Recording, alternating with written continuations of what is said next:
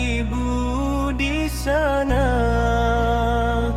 di bawah naungan kasih-Nya. Tiada duka, tiada air mata. Nur jasmin, cahaya suci, bunga melati mewangi abadi. Doakan kami di dunia fana agar bertemu kembali di syurganya.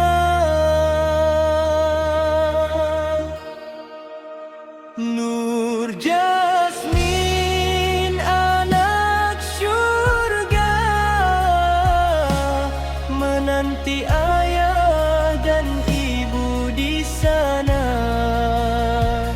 di bawah naungan kasih-Nya. Tiada duka, tiada air mata.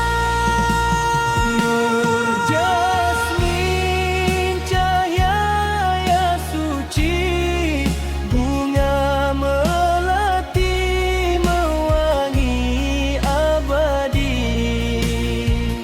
Doakan kami di dunia fana agar bertemu kembali di syurganya.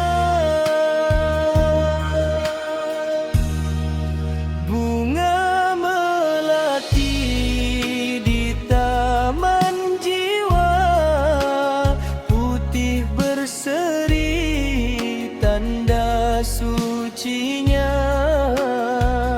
Walau jasad tak lagi bersama, rohmu hidup dalam doa yang setia. Wahai anak yang Tuhan pinjamkan sebentar cuma untuk pengajaran, cinta ini tak pernah ditamatkan, hanya terpisah oleh hijab ujian. Ya Rab,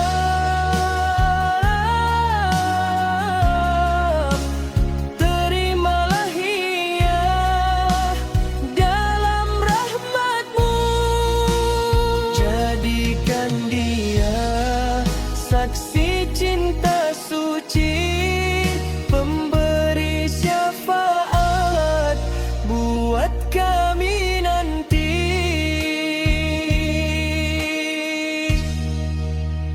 Nur jasmin, anak syurga,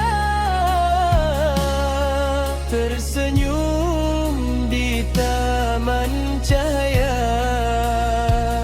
Ayah dan ibu masih di dunia, melangkah sabar menuju redha.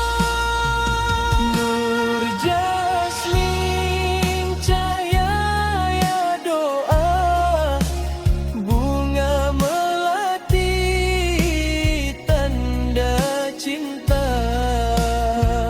Nanti kami di pintu syurga, di sana rindu jadi bahagia.